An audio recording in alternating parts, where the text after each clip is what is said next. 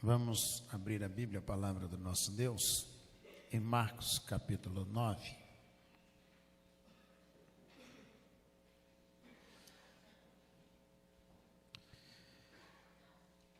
Vamos ler apenas o versículo de número 28 de Marcos capítulo 9.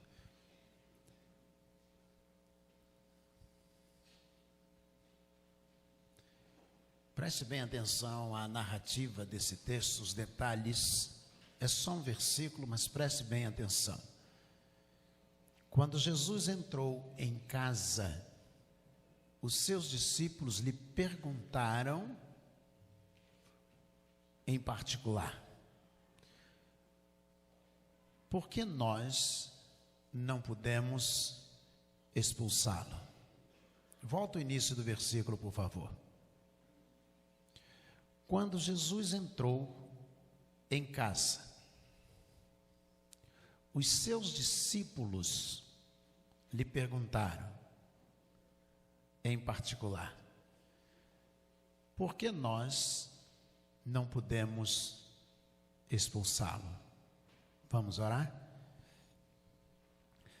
Senhor nosso Deus, nosso Pai, estamos com os discípulos no monte e, ó Deus, estamos construindo tendas porque gostaríamos de ficar aqui na manifestação e na revelação do Senhor. Mas sabemos, ó Deus, que na nossa cidade também há vales para onde precisamos descer. Há pessoas precisando de nós. Mas, Senhor, nós precisamos, antes de descer a essas pessoas, que Tu te reveles a nós, assim como fizestes a Pedro, Tiago e João. É a nossa oração, em nome de Jesus, amém. Amém. Eu preguei dias atrás, uma quarta-feira, sobre esse texto, e eu tenho uma mania já de muitos anos, de ficar comparando tudo com o texto bíblico, porque isso me ajuda a fixar o texto bíblico. E onde vou, as coisas que vejo, as coisas que escuto, busco referências bíblicas, porque me facilitam e me trazem edificação. Dias atrás eu estava andando no shopping e vi um terno da Hermenegildo Zenion, e o terno estava lá na vitrine, e ele custava R$13.300 o terno. E aí eu parei diante do terno, e o terno era lindo, e eu pensei, mas eu não tenho coragem de dar esse dinheiro num terno desse, por mais lindo que ele seja, eu jamais daria R$13.300 nesse terno. E aí saí de frente da vitrine, fui andando e sozinho comecei a rir. E eu estava pensando, sozinho e rindo no shopping. Por que estava rindo? Eu pensei, o terno é lindo e custa R$13.300 e eu não tenho coragem de dar. E eu sou feio e Deus deu o Filho dele para me comprar na cruz do Calvário. Mesmo sendo lindo o terno, eu não tenho coragem de dar R$13.000, mas mesmo eu sendo feio, eu andando, rindo e pensando, e não ria de mim não, porque você é feio também, comparado à oferta divina, mesmo sendo feio, Deus deu Jesus na cruz do Calvário para me salvar, para me comprar. E eu tenho essa mania de estar andando, assistindo televisão, já de muitos anos. Os filhos eram pequenos e existia um desenho, um filme, Jaspion. E meu filho gostava de ver, e lá no meio das cenas o Jaspion dizia assim, eu não perdoo jamais. E eu sentado dizia, mas Jesus Cristo perdoa todos os nossos pecados. Gosto de fazer isso a todo instante, a todo momento. Quando terminei de pregar aqui o sermão, eu fui para casa pensando no texto que havia pregado, e eu gosto quando Deus me entrega uma coisa nova no texto. E esse versículo 28, eu repetindo o versículo, estava dirigindo, repetindo a passagem, eu cheguei ao versículo 28, e eu fiquei enquanto dirigia, fiquei estupefato, a palavra é difícil, fiquei alquebrado, é mais fácil de entender. Eu fiquei ali meio que perplexo, porque o texto diz assim, o versículo 28, e chegando em casa, eu estava indo para casa, os discípulos perguntaram à parte, em separado, e eu dirigindo, chegando em casa, fiquei pensando, separado de quem? Eles entraram em casa, Jesus e os discípulos, e eles chamaram Jesus à parte. Quem mais estava dentro da casa? Eu pensando, tinha mais alguém dentro de casa, porque eles chamaram Jesus à parte, provavelmente era a casa de Jesus, onde Jesus habitava, provavelmente, Cafarnaum, mas eles não queriam que as outras pessoas que estavam ali na casa ouvissem a pergunta que eles iriam fazer Jesus, então eles chamaram Jesus à parte, como quem diz, nós não vamos passar essa vergonha na frente dos outros, já fomos envergonhados lá no pé do monte, e aí eles chamam Jesus à parte, e eles fazem uma pergunta que me deixou ainda mais encucado, Senhor, por que que nós quem? Primeira pessoa, pronome pessoal, no caso reto, primeira pessoa do plural, por que que nós não pudemos expulsá-lo? Ou seja, Jesus estava ali, eles chamaram Jesus à parte, as outras pessoas que estavam na casa não poderiam ouvir a pergunta de Jesus, e parece que um grupo chamou Jesus e disse, por que que nós não pudemos expulsá-lo?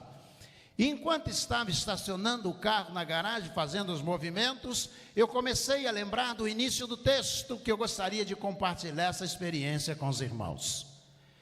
Jesus chama Pedro, Tiago e João e eles vão para o monte. Eles estão com Jesus no monte. Aquela pergunta do versículo 28 não inclui Pedro, Tiago e João, porque eles não tentaram, não participaram da tentativa de expulsar aquele demônio. Eles não estavam ali.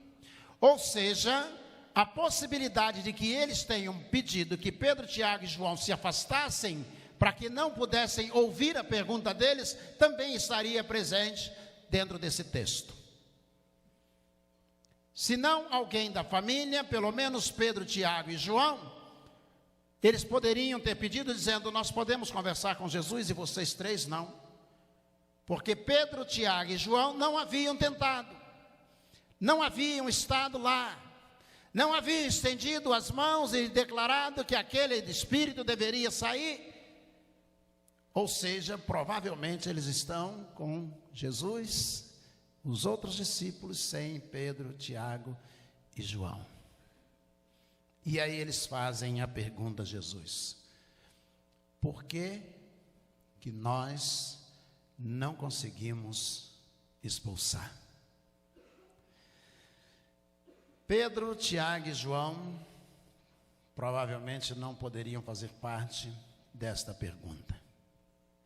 E é isso que a gente precisa considerar no texto. Nós, muitas vezes, estamos à semelhança dessa narrativa, desse fato que a Bíblia vai narrar, porque estamos em situação que a gente pode comparar, ou de modo análogo, a semelhança daqueles discípulos e também a semelhança de Pedro, Tiago e João. Pessoas que sobem ao monte com Jesus, Pedro, Tiago e João. Quando eles estão ali, na visão deles é revelado a eles a figura de Moisés e a figura de Elias, essas duas figuras, e eles estando com Jesus. Quando você está com o Senhor, há uma prontidão. Senhor, quer que façamos 3 tendas? Ou seja, eles estão vendo Moisés, Elias e Jesus, ali na visão de Marcos capítulo 9. Talvez se fosse algum crente de hoje diria, Senhor, posso fazer uma selfie? Eu quero colocar no meu Facebook. Eu quero aparecer, eu quero que todo mundo veja. Senhor, o Senhor me dá um autógrafo. Moisés, você pode me dar um autógrafo? Porque muitas vezes nós estamos mais preocupados com o que o fato vai reproduzir para nós, qual é a vantagem que eu posso tirar da situação que está acontecendo. Este é o mundo que nós estamos vivendo. E isso tem refletido diretamente no comportamento da igreja. Quantas vezes nós estamos mais preocupados em tirar uma selfie e publicar a selfie do que fazer alguma coisa para o reino de Deus, achando que a selfie substitui qualquer coisa que possamos fazer.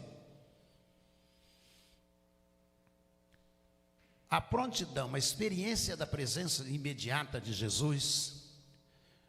Os discípulos, os 3 que lá estão, dizem: Senhor, o Senhor quer que nós façamos 3 tendas, uma para Moisés, outra para Elias e outra para o Senhor.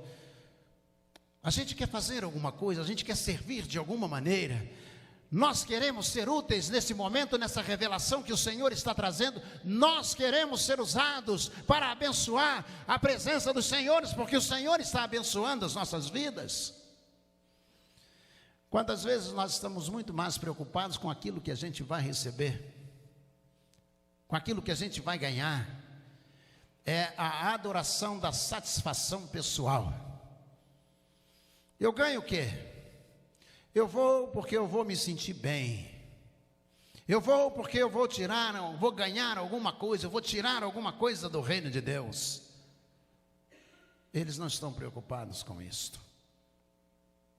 O fato deles estarem com Jesus, para eles já era tudo. Já era extraordinário. E estar com Jesus gera na gente um desejo de prontidão, de servir, de estar à disposição. Quando eu era militar, existe na vida militar, na caserna, uma coisa chamada prontidão. E naquela época não existia celular, 1979, e eu era da primeira companhia de engenharia e combate paraquedista. E uma noite tocou o prontidão. 8h da noite, prontidão. Todos aqueles imediatos que tinham primeiro contato e telefone, receberam telefonemas, e a eles foi dado o endereço do lugar onde eles deveriam ir buscar mais um militar. E eu sei que por volta de 2h da manhã, eu estava dormindo e um jipe da brigada paraquedista parou na porta da minha casa e começou a buzinar e fazer barulho. E de repente meu pai veio, me chamou e disse: Tidinho, tem um agente do exército aí, pessoal da brigada paraquedista aí na porta. E eu disse: que loucura é essa? Que horas são? Ele disse: 2h30 da manhã. E eu levantei. E do jeito que eu apareci no portão de pijama, chinelo de dedo, não era havaiana, era cariri. Naquela época a havaiana era muito cara. E eu de chinelo, cariri, apareci no portão. O tenente disse: você pode embarcar. E eu disse: espera aí, o que está acontecendo? Ele disse: toque de prontidão, todos devem estar na primeira companhia, no meu caso, na primeira companhia, outros no 26, no 25, todos deverão estar presentes lá até o amanhecer. E não deixaram nem entrar, trocar de roupa, colocar o boot, aquela farda bonita da brigada, aquela boina bonita, grenar, nada disso. De pijama mesmo, subi na viatura, estava de prontidão. Quando estávamos lá, o coronel comandante da companhia disse: isto foi um teste, para que nós saibamos que no caso de uma guerra, de uma revolução, todos vocês estarão aqui antes do amanhecer. Tem muitos anos, não sei como é a vida militar hoje, mas é interessante que estar ligado a Jesus gerava nos apóstolos prontidão. Eles não podiam ver uma pessoa que eles queriam evangelizar. Eles não podiam ver uma reunião que eles queriam orar. Eles não podiam ver uma oportunidade que eles queriam ser missionários, irem para o campo, onde quer que fosse, a situação que fosse. Havia uma prontidão. Os 3 que estão com Jesus, eles estão prontos. E os que estão lá embaixo, eles não estão prontos. Vou repetir. Os 3 que estão com Jesus, eles estão prontos, lá em cima. E os outros que estão lá embaixo, não estão prontos. Um homem traz um filho possesso, tomado por um espírito que o destruía, diz a narrativa de Mateus, onde quer que o pega, o lança no fogo, o leva ao cemitério, o lança na cova. Queria acabar com a vida daquele jovem. Queria destruir de alguma maneira a vida daquele moço.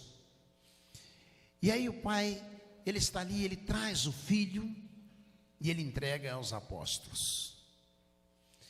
A ausência de Jesus gera neles uma insegurança, uma falta de autoridade. Eles haviam estado com Jesus horas antes de Jesus subir, e eles ficaram embaixo no monte. Quantas vezes nós testemunhamos isso? Pessoas que foram cheias de autoridade, pessoas que ensinavam com autoridade, que pregavam com autoridade, testemunhavam com autoridade, mas de repente essa autoridade acabou. E você olha para a pessoa, ela não tem mais autoridade alguma, porque falta essa presença, essa aproximação com Jesus. E eles que ficaram ali embaixo, o pai traz o menino, o rapaz, e diz: olha, ele tem um espírito, e onde quer que o pega, quer destruir o meu filho. Vocês, por favor, façam alguma coisa por eles. E eles então começam ali um procedimento de exorcizar aquele rapaz, de afastar aquele espírito daquele rapaz. Mas quanto mais eles se esforçavam, era prontidão sem a presença de Jesus. É a pior fase que a igreja pode viver, e é a fase mais intensa que a igreja está vivendo nos dias de hoje. A igreja que faz, mas faz sem autoridade. Crentes que fazem, mas fazem sem autoridade. Nós atingimos o maior número de crentes da história do nosso país, mas no entanto, temos talvez a menor autoridade exercida em toda a história do cristianismo no Brasil.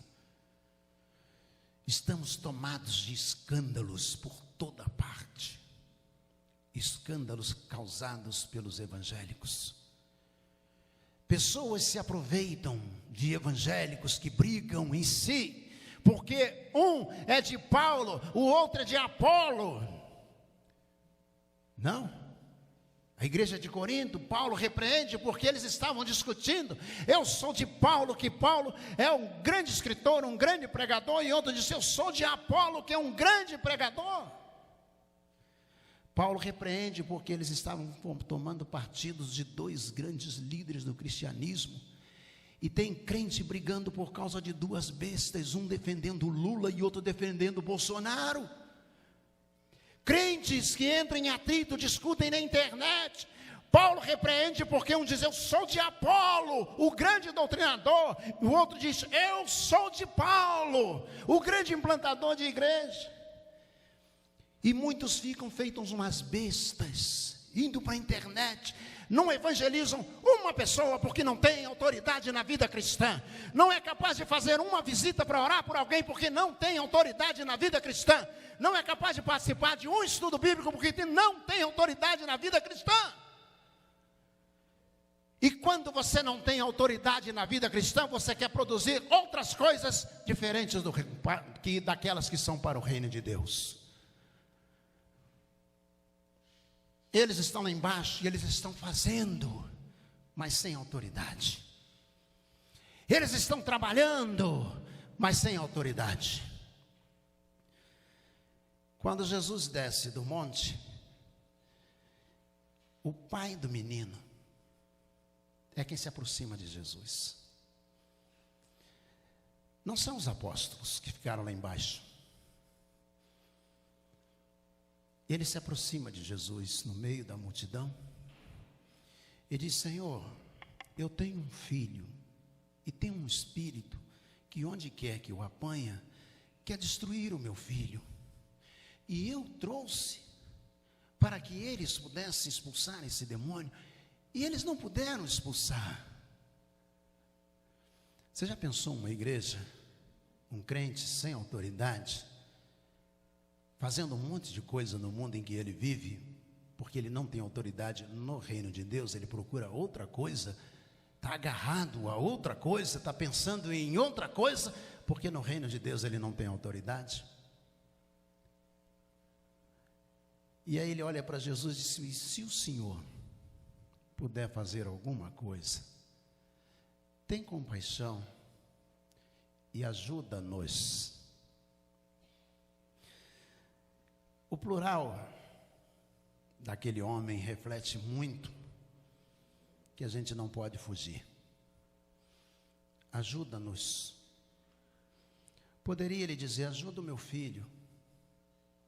Mas quando um filho sofre, quando um filho é tomado por um espírito, os pais também sofrem. A família sofre. Quando um membro da família é tomado por Satanás, a família toda também sofre. E ele diz: ajuda-nos. Ele está dizendo, me permitam aqui usar um pronome pessoal depois de um verbo transitivo. Ajuda ele, mas me ajuda também, porque eu não aguento mais. Ele está precisando do Senhor, mas eu também estou precisando. Ele está sofrendo, mas eu também estou sofrendo. Ajuda-nos. E Jesus disse: eu posso? Claro que eu posso. Tudo é possível aquele que crê. Você crê? É preciso que você possa crer. Você acredita? E ele diz: Senhor, eu creio. Aqui começa um momento novo do texto que Deus foi me dando. Será que quando os apóstolos estavam reunidos ali dizendo: nós expulsamos esse demônio, será que o pai não estava crendo? Será que o pai ali naquele momento não estava acreditando? Claro que estava. Tanto ele estava acreditando que ele disse: eu trouxe o meu filho, e eu entreguei o meu filho para que eles pudessem expulsar. Ou seja, eu acreditei, eu saí de casa, peguei o meu filho, eu trouxe aqui, coloquei meu filho à disposição deles, eu estou crendo. Ele já estava acreditando. E ele diz então para Jesus: mas se o que eu criei até aqui, até agora, de trazer o meu filho e entregar aos apóstolos, se a minha crença é pouca, eu quero pedir ao Senhor: ajuda-nos, ajuda o meu filho a ficar liberto e aumenta a minha crença. Ou seja, age nele, mas age também em mim. E tendo Jesus repreendido o espírito que estava sobre o jovem, ele ficou liberto. Esse é o seu filho? Sim, pode pegar seu filho, você pode levar o seu filho embora. E eles foram embora e os discípulos foram para casa, e quando eles entraram em casa, eles olharam para Jesus e disseram: por que que nós não pudemos expulsar? Nada no reino de Deus é feito por você ou por mim. Nós somos instrumentos disponíveis para Deus se manifestar. Isso mesmo. Deus age para a glória dele através de cada um de nós. Ele profetiza através de nós. Ele cura através de nós. Ele ensina através de nós. Na verdade, nós hoje, na classe, nós estamos tratando sobre os dons espirituais. Nós somos depósitos de dons para que Deus possa tomar esses dons e ele se manifestar. Por que que nós não podemos expulsar? Jesus disse: faltou oração. Em algumas versões, oração e jejum. Em outras mais antigas, só oração. Faltou oração. Faltou vocês estarem no monte.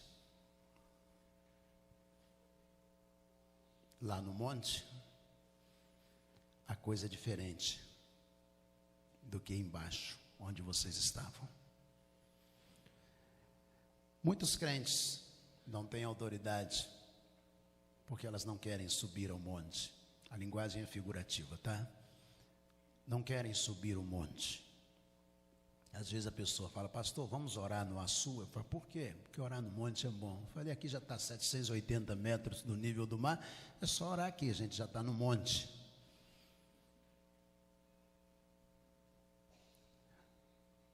Jesus está dizendo aos discípulos que eles faltaram à reunião com Pedro, Tiago e João.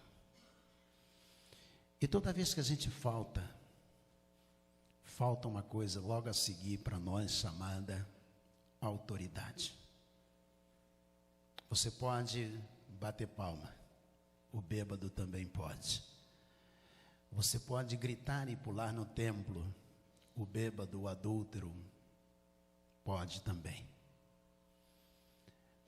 Mas a autoridade, você só consegue se você estiver com Jesus. Quando você vai para o seu cantinho de oração e você começa a orar, e Deus começa a se revelar a você. Quando você começa a cantar um hino na rua, andando sozinho, na fila, e às vezes você não pode nem produzir som, você só mentaliza aquele hino, você vai pensando no hino, e como se estivesse cantando, Deus se manifesta. Porque Deus habita em meio aos louvores. E onde estiver um, ou dois, ou três, onde estiver alguém que esteja orando, Jesus disse, eu vou estar ali com eles. E Jesus diz aos discípulos por último, vão. Eles vão prender vocês. Eles vão matar muitos de vocês. Mas vão, isso está em Marcos, mas vão, porque vocês vão pegar serpentes, vão beber veneno, serão picados por escorpiões, e a gente não vai morrer? Vai, se não tiver autoridade. Se não tiver autoridade. Eu fui chamado uma vez, estava no hospital, e aí uma enfermeira veio e disse, pastor, o senhor pode ir ali, o doutor Ari Coutinho pediu que o senhor fosse ali. O doutor Ari foi padrinho de casamento Marcelo e Bianca, foi diretor do hospital, e eu disse, o que ele quer? Não é para ele não. Eu falei com ele que o senhor estava aqui, e aí ele pediu para o senhor ir lá. É que está uma bagunça, o pessoal está gritando. E aí eu disse, o que aconteceu? Um homem de uma igreja aqui do centro, ele tomou veneno, porque a Bíblia diz que vai beber veneno e não vai morrer, e ele tomou malatol, que é um agrotóxico, muito violento, e ele morreu. E tem um grupo da igreja lá, pastor, que está tentando ressuscitar o homem. E o grupo está lá gritando. E o pastor Ari Coutinho, o doutor Ari, pediu se o senhor pode ir lá resolver esse problema. Coisa fácil. E eu cheguei lá e o homem estava morto. Não fui com nenhuma intenção de ressuscitá-lo. E aquele grupo agarrava o morto, e sacudia o morto, e gritava. E o morto continuava morto do mesmo jeito. E eu disse, quem deu veneno a ele, foi ele mesmo quem tomou o veneno. Porque a Bíblia diz que vai beber veneno, Evangelho de Jesus, segundo Marcos, e que o veneno não faria mal algum, e ele tomou o veneno. E ele morreu. E foi uma luta para tirá-los dali e dizer a eles que não adiantava eles ficarem gritando ali. Deus não iria manifestar sobre alguém que tomou veneno, provocou suicídio. Você vai dizer assim, pastor, mas eu não posso fazer isto. Quando o diabo em Mateus 4 levou Jesus ao alto do monte, disse: está escrito, lança-te daqui e os teus anjos darás ordem acerca de ti. Jesus poderia dizer assim: é para já, vai ser agora. Jesus olhou para o diabo e disse: está escrito. Alguém lembra o que está escrito? Não tentarás o Senhor teu Deus. A autoridade que eles estavam querendo, eles não tinham essa autoridade. Os discípulos lá embaixo, no pé da cruz, no pé do monte, eles não tinham essa autoridade. Quando eles chegam em casa, eles dizem: Senhor, por que a gente não teve essa autoridade? Jesus disse: a autoridade é pela oração. Ou seja, vocês tinham que estar no monte e não lá embaixo. Muitas vezes nós estamos lá embaixo e não no monte. Muitas vezes no culto de oração de quarta-feira tem um monte de gente lá embaixo, em casa, na rua, e não no monte. Muitas vezes na escola bíblica dominical tem um monte de gente lá embaixo, na rua, em casa, e ignora que é no monte, que é no estudo da palavra, que é na oração, que é na adoração que nós adquirimos autoridade.